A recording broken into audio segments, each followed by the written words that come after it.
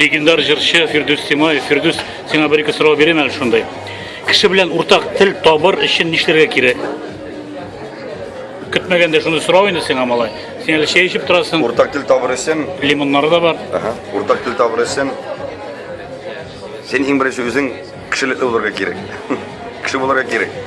Eğer özünde, güngülünde kişilik sıfatı var iken, dilin temni iken, ballı iken, hem şın güngülden aralaşasın kile iken, bana zitse, şol zitse, Koy bir kişinin tili de ballı, temli bula, lekin onun dostları yok. Dibeytingen koy bir kişinin bir küp dostları bula, onu sen haber etsin. Firdus Simayev. Ağır sıra bir demelle, yok mu? ağır sıra. Çünkü nek, benim mina sıra bilseler, şunda sıra, senin dostların var mı deseler, tanışlarım köp. Şın dostlar ez. Senin de için dostların az mı? Ez. Neyinde bütün Tataristan, bütün planeta senin dostları diye olayım. Yok. Şunday popüler kişinin. Dost nersesin o senin için? Hayda sen cevap verelim bugün. Dost, ol seni iki sözünden anlay, senin sırrını bir kime söylemey. Ağır şakta yerde mi demem? Ağır şakta senden kaçmıyor. Senin ağır şaklar yoktur indi o hazır, şu abi. Ağır şaklar her vakitte var, lakin ben onu sezdirmeyim. Tam bir sıra taş atkanга aş attı halkımız. Şu ayteler, hemen senin şu atkanın buldu mu aş? Taş atkan kişiye. Ben her vakitte aşadım. Dürüst mü bu? Deriz. Sen antitesin mi, yalanlamışsın mı? Antitem, ben bir kaçanda kişiden aşağı işlegen yok. Bir misal getirelim, aş attın, sen taş attılar, sen aş attın. Misal getirelasın mı? Firdus Simayev.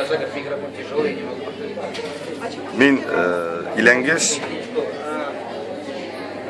bizden Simiye bir yakın pişiresin. Yok, tavuşun tavuş turunda. Bitim büyük motor.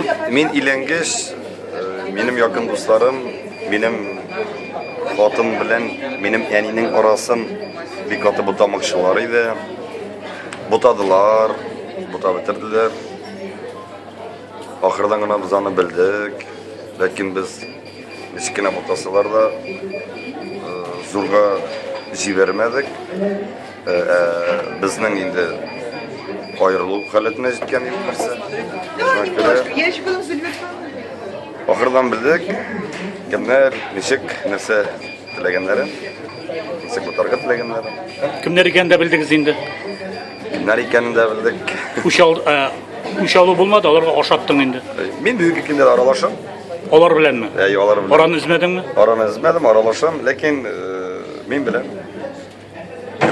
Kimden nerse gitarga. Şu an göre anlam ben bitinde 30 dağına eğlengeç. Bari bir cikler akıl bilen işiterge tırışabız endi.